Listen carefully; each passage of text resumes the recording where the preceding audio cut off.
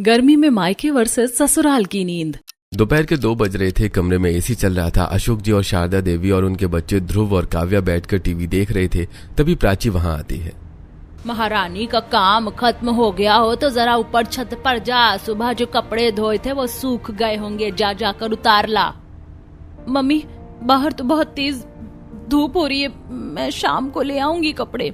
शाम को नहीं लाएगी, अभी उठा कर लाएगी। अब जा जल्दी से ऊपर और सारे कपड़े लेकर आ। जी मम्मी, मैं अभी लाती हूँ। प्राची धूप में छत पर जाती है और छत से कपड़े उतार कर लाती है। गर्मी की वजह से उसकी हालत बहुत खराब हो गई थी, इसलिए वो उस रूम में बैठ जाती है जिसमें सब लोग बैठे हुए थे। तेरी हिम्मत कैसे हुई इस एसी वाले कमरे में बैठने की? उठ यहाँ से। पापा बस 2 मिनट, बाहर बहुत गर्मी थी, मुझे चक्कर आ रहे हैं, बस थोड़ी सी ठंडी हवा खाकर मैं चली जाऊंगी। पापा इसे भगाओ यहाँ से, इसकी औकात नहीं है यहाँ बैठने की। तूने सुना नहीं क्या? जा अपने उस कबाड़ वाले कमरे में जा, यहाँ हमारे साथ बैठने की तेरी औकात नहीं है। पापा प्लीज ऐसा मत बोलिए। चल निकल यहाँ से, ज्यादा ड्रामा मत कर। प्राची रोते हुए वहां से चली जाती है और एक छोटे से कमरे में आती है जिसमें बहुत ज्यादा अंधेरा था। वहां कोई पंखा या कूलर नहीं था और वहां बहुत सारे मच्छर थे। प्राची वहां जाकर लेट जाती है।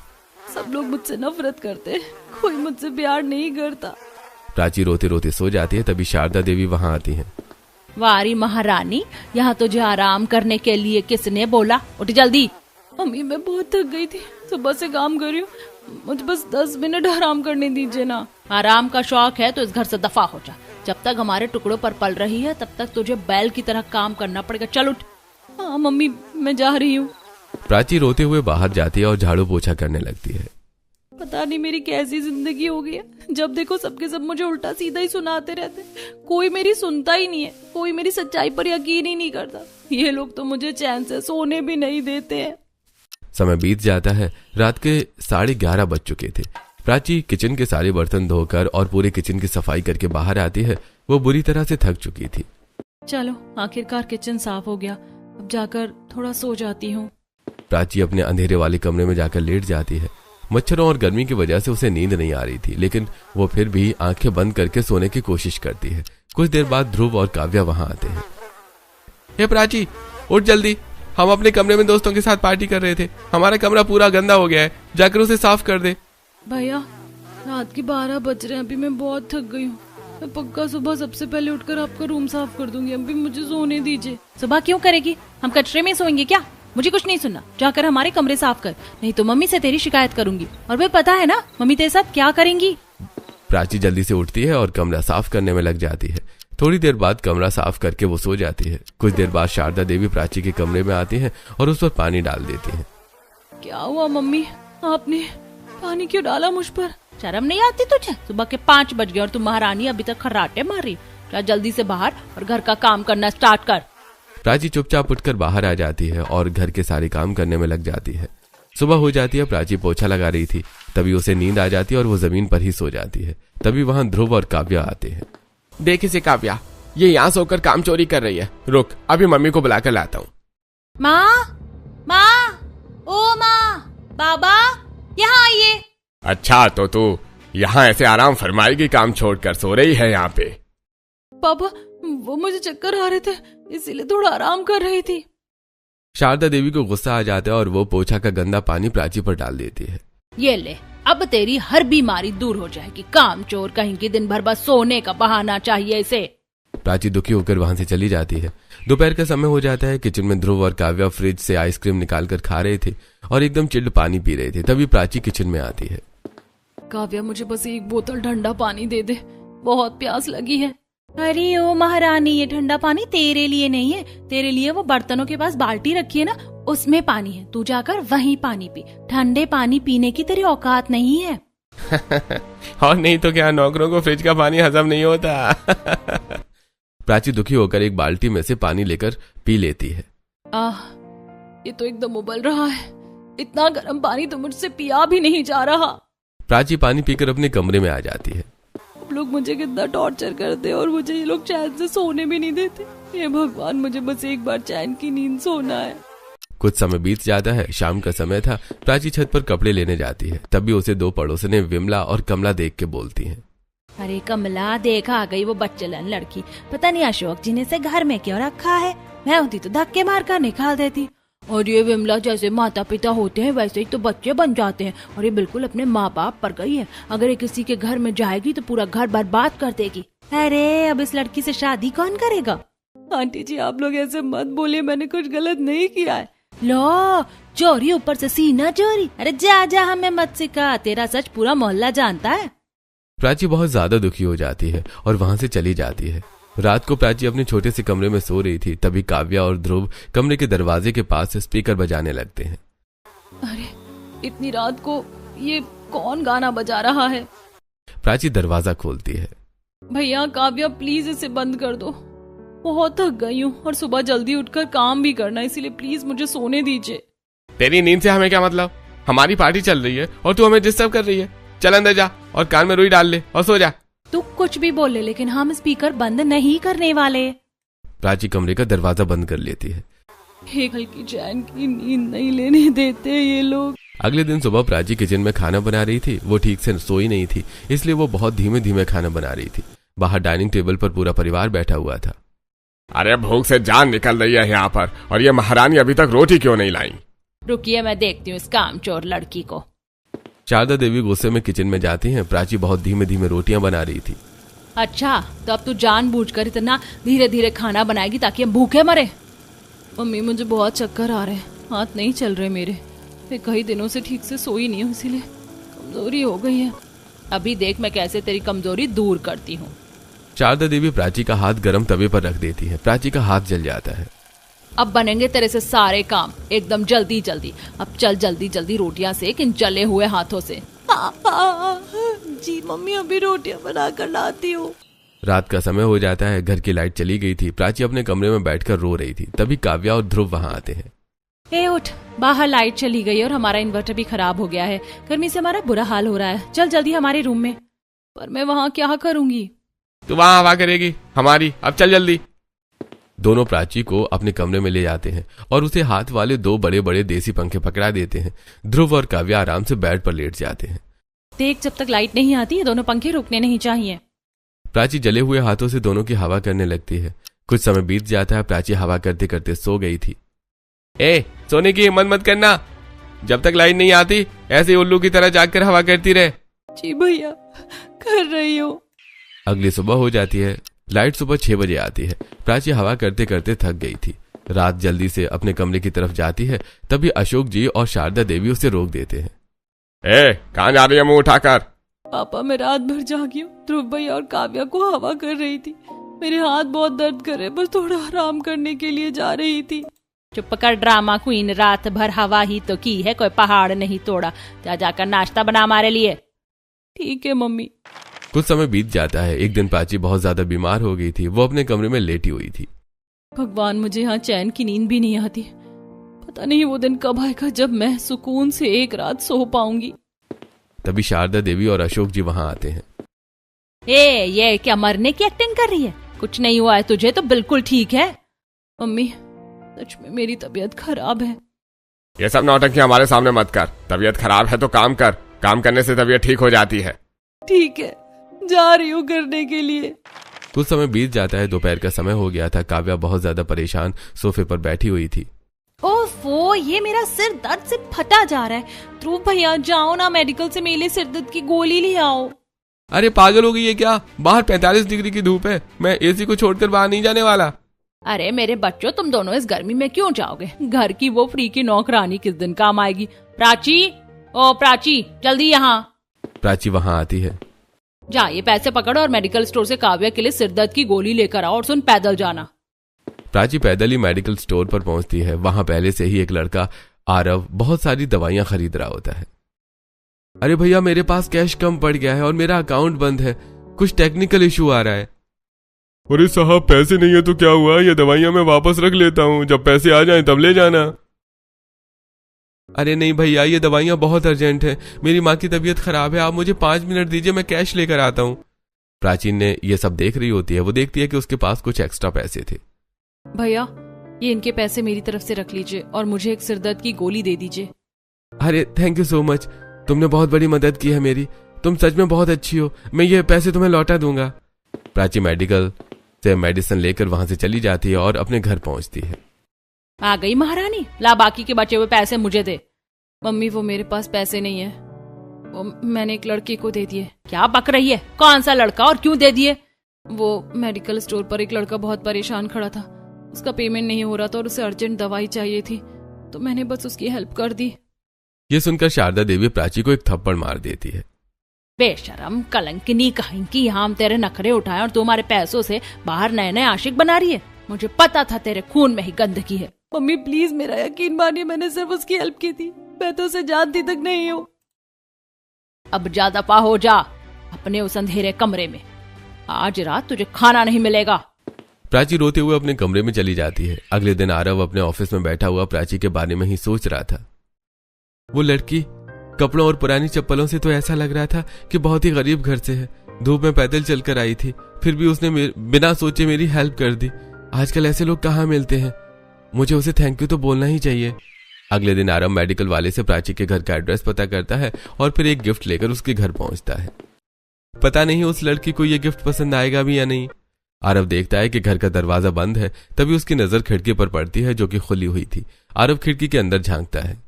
ये क्या गटर का पानी बनाकर लाई है तू? तेरे से ढंग से एक काम नहीं होता। मम्मी मैंने अच्छे से बनाया था।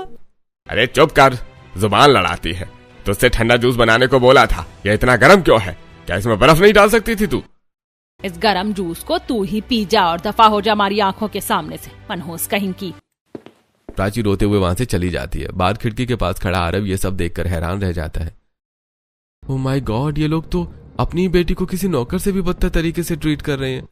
आरव हिम्मत करके मेन गेट की डोरबेल बजाता है। काव्या दरवाजा खोलती है। हाय, आप किसे ढूंढ रहे हैं? हाय, मुझे उस लड़की से मिलना है जो 2 दिन पहले मेडिकल स्टोर पर गई थी। मुझे उसे ये गिफ्ट देना है, उसने मेरी हेल्प की थी। अच्छा, आप उस प्राची की बात कर रहे हैं? वो इस घर की कोई बेटी बेटी नहीं है, वो तो बस हमारे घर की एक नौकरानी है जिसे मेरे मम्मी पापा ने तरस खाकर रखा हुआ है। नौकरानी? लेकिन वो तो देखिए, वो इस घर में किसी से नहीं मिलती और ना ही उससे कोई मिलने यहाँ आता है। आप प्लीज ये गिफ्ट लेकर यहाँ से जा सकते हैं। काव्या ये बोलकर दरवाजा बंद कर देती है। आरव वहां से चला जाता है। शाम का समय हो जाता है। आरव घर के बेडरूम में सोफे पर बैठा हुआ था। मुझे समझ नहीं आ रहा, उस लड़की के माता पिता उसे इतना क्यों डांट रहे थे और उसकी बहन ने उसे नौकरानी क्यों बोला?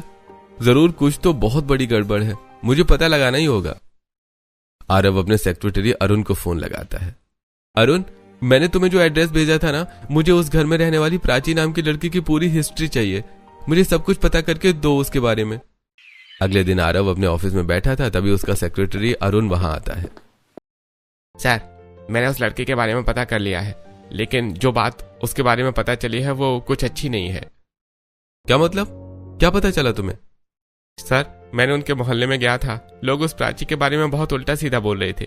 कह रहे थे कि वो लड़की एकदम बदचलन और आवारा है। कोई भी पड़ोसी सीधे मुंह उसके बारे में बात नहीं कर रहा था। व्हाट? बदचलन? अरुण, ये कैसे हो सकता है? वो लड़की इतने प्यार से दूसरों की मदद करती है, वो ऐसी हो ही नहीं सकती। मुझे इन मोहल्ले वालों की बातों पर बिल्कुल यकीन नहीं है।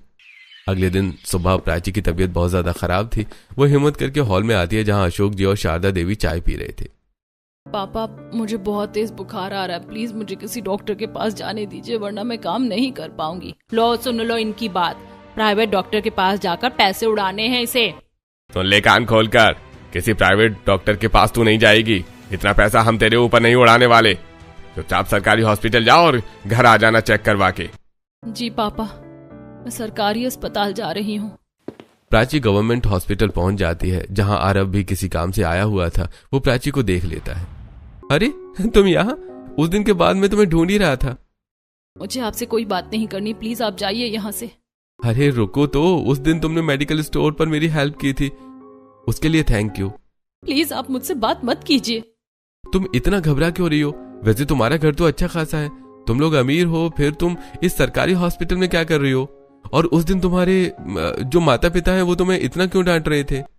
वो लोग अच्छे नहीं हैं और वैसे भी वो मेरे माता पिता नहीं हैं। अब प्लीज आप मुझे अकेला छोड़ दीजिए। अरे मेरी पूरी बात तो सुनो। कहा ना, मुझे कोई बात नहीं करनी। प्राची आरव को इग्नोर करके वहां से चली जाती है। अगले दिन प्राची घर के बाहर अकेली बैठी हुई थी। आज बुखार की वजह से मुझसे बर्तन थोड़े गंदे रह गए तो इन लोगों ने मुझे घर से बाहर निकाल कर इस धूप में बिठा दिया। बहुत परेशान हो गई हूँ इस जिंदगी से। अब तभी आरव अपनी कार से वहां से गुजरता है और वो प्राची को देख लेता है। आरव तुरंत कार रोककर प्राची के पास आता है। ये क्या हालत बना रखी है तुमने? इतनी धूप में यहाँ बाहर क्यों बैठी हो तुम? बैठी हूँ क्योंकि मेरी किस्मत खराब है। मेरे मामा मामी मेरे साथ बहुत बुरा बर्ताव करते हैं।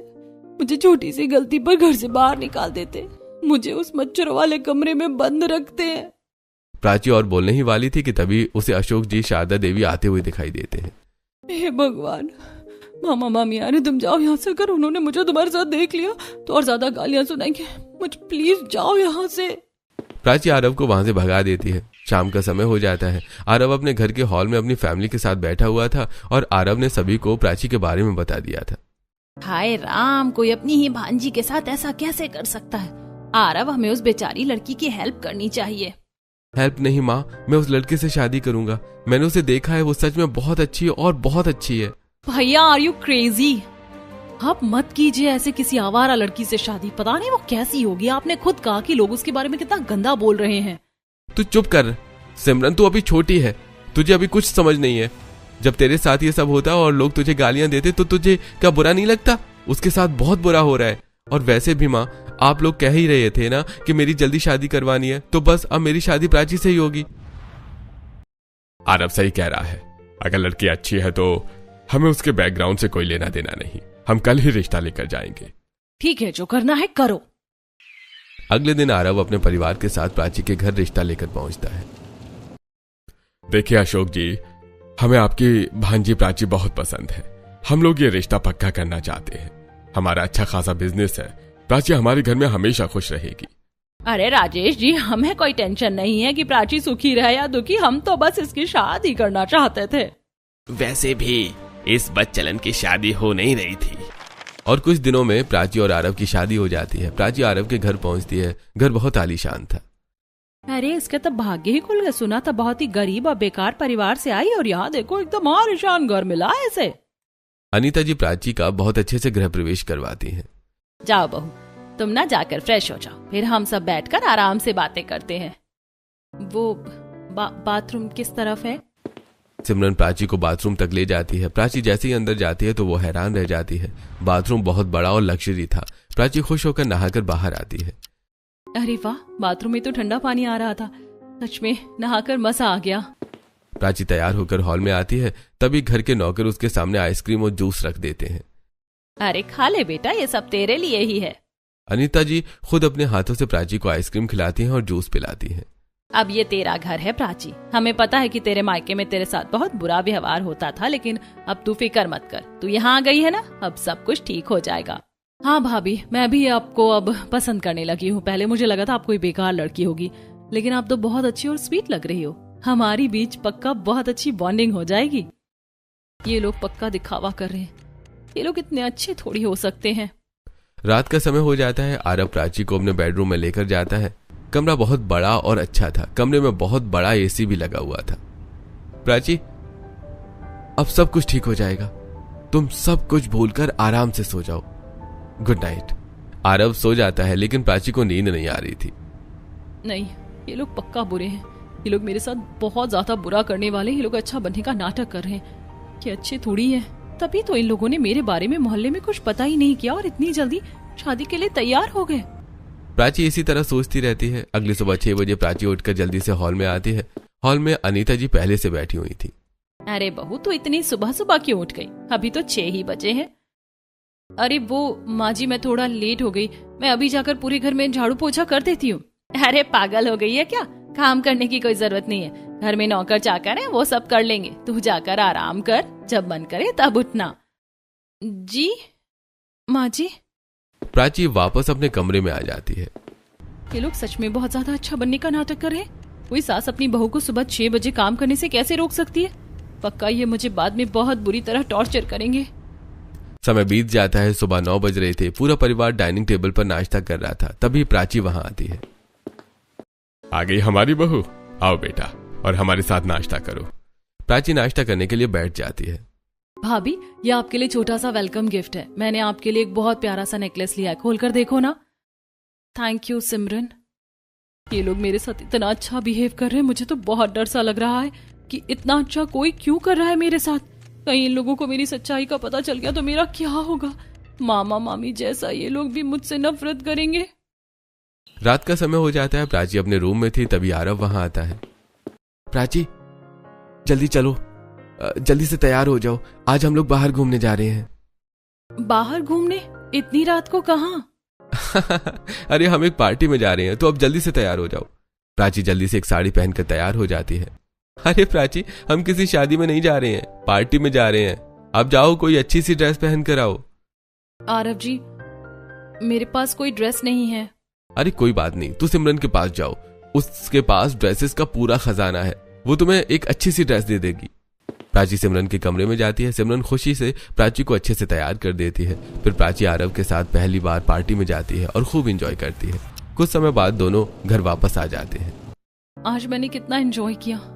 आरव ने मुझे सबके सामने कितनी इज्जत दी, सिमरन ने मुझे अपनी इतनी महंगी ड्रेस दे दी। मेरे ससुराल वाले अच्छे तो बहुत लग रहे हैं, लेकिन मेरा ये डर क्यों नहीं जा रहा। मुझे बार बार ऐसा क्यों लग रहा है कि ये लोग बहुत बुरे हैं। अगली सुबह प्राची अपने कमरे में सो रही थी, तभी अनीता जी हाथ में एक पानी से भरी हुई बाल्टी लेकर वहां आती हैं। नहीं नहीं नहीं। प्राची को वो दिन याद आ जाते हैं जब शारदा देवी सुबह सुबह उसके मुंह पर गंदा पानी फेंककर उसे उठाती थी। नहीं माँ जी, प्लीज मुझ पर पानी मत फेंकना, मैं उठ रही हूँ, मैं अभी जाकर सारा काम कर देती हूँ। अरे अरे प्राची, शांत हो जा बेटा, मैं ये पानी तुझ पर फेंकने थोड़े आई हूँ, पागल है क्या तू? फिर आप ये बाल्टी लेकर क्यों आई है? अरे मेरी बच्ची, आज वो नौकर छुट्टी पर है ना, तो मैं बालकनी के पौधों में पानी डालने के लिए बाल्टी लेकर आई थी। सॉरी माँ जी, मैंने कुछ और ही सोच लिया था। मुझे सब पता चल रहा है प्राची कि तेरे मायके वालों ने तेरे साथ क्या क्या किया, लेकिन तू ये मत सोच कि तेरे साथ ये सब यहाँ फिर से होगा। अब सब कुछ ठीक हो गया, तू टेंशन मत ले और आराम से सो जा। दोपहर का समय हो जाता है। घर में लाइट नहीं थी। प्राची अपने कमरे में लेटी हुई थी। आरव, तूने अभी तक जनरेटर नहीं लगवाया। मैं कई दिनों से तेरे पीछे पड़ी हूँ कि एक बड़ा जनरेटर या इन्वर्टर लगवा ले। देख अंदर बहू गर्मी से कैसे परेशान हो रही है। हाँ, मैं लगवा देता हूँ माँ, जल्द से जल्द। प्राची ये सब सुन रही थी। कहीं ये लोग जानबूझकर मेरे सामने दिखावा तो नहीं कर रहे ताकि मैं इन्हें बहुत अच्छा मानने लगूं। मुझे पक्का यकीन है ये लोग अच्छे नहीं हैं। कुछ समय बीत जाता है। अनीता जी एक फोटो फ्रेम को देखकर रो रही थी, तभी प्राची उन्हें देख लेती है। वो धीमे से उनके पास जाती है। सासू माँ, क्या हुआ? आप ऐसे तस्वीर देखकर क्यों रो रही हैं? क्या बताऊं बेटी, ये मेरी बड़ी बेटी निशा की तस्वीर है। मैंने उसे बहुत नाजों से पाला था। वो सच में बहुत अच्छी बच्ची थी। मैंने बड़े अरमानों से एक अमीर घर में उसकी शादी की थी, लेकिन उस घर ने मेरी बच्ची को खा लिया। खा लिया मतलब? वो लोग उसे दहेज के लिए परेशान करते थे और उसे टॉर्चर करते थे। मेरी बेटी ने मुझे कभी ये सब नहीं बताया। उसे लगा कि हम लोग परेशान हो जाएंगे, लेकिन वो ये सब झेल नहीं पाई प्राची, और एक दिन उसने सुसाइड कर ली। हे भगवान, इन जालिम लोगों को पता नहीं कब समझ आएगा कि जो बहू घर में आती है वो भी तो किसी के घर की बेटी होती है। बेटी, इसीलिए तो मैं तुझे कभी कोई काम नहीं करने देती और तुझे ना ही कभी परेशान करूंगी। तू भी तो किसी के घर की बच्ची। मैं अपनी निशा को नहीं बचा पाई, लेकिन मैं और किसी लड़की के साथ वैसा कुछ नहीं होने दूंगी जो मेरी बेटी के साथ हुआ। ये सब सुनकर प्राची हैरान रह जाती है और जोर जोर से रोने लगती है। मुझे माफ कर दीजिए माँ जी, मैं आप लोगों के बारे में बहुत गलत सोचती थी। मुझे लगता था कि आप लोग बुरे हैं, लेकिन मैं सच में बहुत गलत थी। आप लोग तो बहुत अच्छे हैं। चुप हो जा मेरी बच्ची, सब कुछ ठीक हो गया है। प्राची अनीता जी को गले लगा लेती है। रात को प्राची खुद सबके लिए खाना बनाती है और सबके साथ बैठकर खाना खाती है। वाह प्राची बेटा, तुम्हारे हाथों में तो सच में जादू है। थैंक यू पापा जी। प्राची खुश होकर सबके साथ बैठकर खाना खाती है। कुछ समय बाद आरव और प्राची छत पर बैठे हुए बातें कर रहे थे। प्राची, मुझे तुम्हारे पास्ट के बारे में कुछ नहीं पता, लेकिन इतना तो पता है कि कुछ बहुत बुरा हुआ था तुम्हारे साथ। मुझे सच बताओ, आखिर बात क्या थी? मेरे असली माता पिता ने लव मैरिज की थी। उन्होंने साथ में एक बिजनेस स्टार्ट किया था, लेकिन उसमें उन्हें बहुत लॉस हो गया और उन पर बहुत कर्जा हो गया। वो लोग ये बर्दाश्त नहीं कर पाए और दोनों ने एक साथ सुसाइड कर ली। Oh my God. तब मैं बहुत छोटी थी। अशोक मामा जी मुझे बहुत प्यार करते थे, इसीलिए वो मुझे अपने घर ले आए। सब कुछ बहुत अच्छा चल रहा था। मामा मुझे अपनी बेटी की तरह रखते थे, लेकिन फिर एक दिन मेरी एक सहेली की वजह से सब कुछ बर्बाद हो गया। प्राची आरव को सब कुछ बता देती है। तुम फिक्र मत करो प्राची, मैं तुम्हारी सारी सच्चाई सबके सामने लाऊंगा। कल हमारे घर में हाउस वार्मिंग पार्टी है और उस पार्टी में सब कुछ क्लियर हो जाएगा। अगले दिन आरव के घर में हाउस वार्मिंग पार्टी थी। अशोक जी, शारदा देवी वहां आए हुए थे। वो लोग देखते हैं कि प्राची बहुत खुश होकर अपने रूम में रेडी हो रही है। वारी महारानी, मायके में हमारे टुकड़ों पर पल रही थी और यहाँ एसी में बैठकर महारानियों वाली फील ले रही है। अरे ये तो शुरू से ही ऐसी है, इसे तो बस अमीर लड़के फंसाने आते हैं। अशोक जी, जबान संभाल कर बात कीजिए। प्राची अब हमारे घर की बहू है, आप उस पर ऐसे चिल्ला नहीं सकते। अरे अनीता जी, आप नहीं जानती इस लड़की को एक नंबर की बच्चलन है। ये तो अपने उस आशिक के साथ भागने वाली थी। तभी आरव वहां आता है और उसके साथ एक लड़का और एक लड़की थी। अरे यही तो वो लड़का है, और ये रिया है, प्राची की सहेली। इसी राहुल के साथ तो प्राची भागने वाली थी। मामा जी, मामी जी, आप लोग जो सालों से सोच रहे हैं सच वैसा बिल्कुल नहीं है। मैं आज आपको सब कुछ बताऊंगी और आज आपको मेरी पूरी बात सुननी पड़ेगी। कुछ साल पहले प्राची अपनी सहेली की बर्थडे पार्टी में गई हुई थी। उसकी सहेली दिया उसे छत पर ले जाती है। देख प्राची, आज मैं अपने बॉयफ्रेंड राहुल के साथ यहाँ से भाग रही हूँ। मेरे घर वाले मेरी शादी कहीं और करवा रहे हैं। तू बस मुझे आज सपोर्ट करना प्लीज। पागल हो गई है क्या तू रिया? मैं ऐसे काम में तेरा साथ नहीं दे सकती। मामा जी मुझ पर बहुत भरोसा करते हैं। तभी रिया का बॉयफ्रेंड राहुल बैग लेकर वहां आ जाता है। रिया उसके साथ जाने ही वाली थी कि तभी रिया के घर वाले छत पर आने लगते हैं। रिया, तुम्हारे घर वाले आ गए हैं, मैं यहाँ से जा रहा हूँ। राहुल बैग छोड़कर वहां से भाग जाता है। अरे तू यहाँ छत पर क्या कर रही है? और अभी यहाँ से कौन भागा है? पापा, मैं तो कुछ नहीं कर रही थी। वो तो प्राची अपने बॉयफ्रेंड राहुल के साथ यहाँ से भाग रही थी। देखिए उसका बैग भी रखा है। वो तो राहुल आप लोगों की आवाज सुनकर भाग गया। मैं तो प्राची को समझा रही थी कि वो ऐसा कुछ ना करे। तभी अशोक जी वहां आ जाते हैं। क्या प्राची, तू भाग रही थी? मैंने तुझ पर अपनी जान से ज्यादा विश्वास किया था और तू मेरे साथ विश्वासघात करने वाली थी। नहीं मामा जी, रिया झूठ बोल रही है। भागने का प्लान इसका था। चुप कर झूठी, तो बिल्कुल अपने मरे हुए माता पिता जैसी ही निकली। खून का असर तो खून का ही होता है ना। अब देख तेरा क्या हाल करता हूँ मैं। अशोक जी प्राची को वहां से ले जाते हैं। अंकल जी, प्राची बिल्कुल सच कह रही है। भागने का प्लान मेरा था, प्राची का नहीं। मैं बहुत डर गई थी, इसलिए मैंने प्राची को फंसा दिया। मैं इतने सालों से आपको झूठ बोल रही थी कि मैं विदेश में जॉब कर रही हूँ, जबकि असल में मैं राहुल के साथ रह रही थी। हाँ अंकल, प्राची एकदम बेगुनाह थी। यह सब सुनकर अशोक जी और शारदा देवी जोर जोर से रोने लगते हैं। मुझे माफ कर दे मेरी बच्ची, मैं अंधा हो गया था। मैंने बिना सच जाने तुझे उस नरक में धकेल दिया। मैं बहुत बड़ा पापी हूँ। हम तो तेरे गुनाहगार है प्राची, हमें सजा दे दे बेटा। मामा जी, आपने मुझे बचपन से पाला था, मैंने आपको माफ किया। लेकिन वो गर्मी, वो मच्छर और वो रातें मैं कभी नहीं भूल पाऊंगी। अब वो रातें कभी वापस नहीं आएंगी प्राची। कुछ दिनों बाद सुबह का समय था। प्राची अपने आलीशान बेडरूम में सो रही थी। तभी एक नौकर से कुछ बर्तन गिर जाते हैं और तेज आवाज होती है। ए, आराम से काम नहीं कर सकता था क्या? मेरी बहू अंदर चैन से सो रही है, उसकी नींद खराब नहीं होनी चाहिए। प्राची आराम से अपने कमरे में सो रही थी। उसे वो हर सुख और केयर मिल रहा था अपने ससुराल में, जिसकी वो हकदार थी। दोस्तों, आपको क्या लगता है यहाँ सबसे ज्यादा गलत कौन था? प्राची के मामा मामी या फिर प्राची की सहेली? कमेंट्स में अपनी राय जरूर लिखिएगा।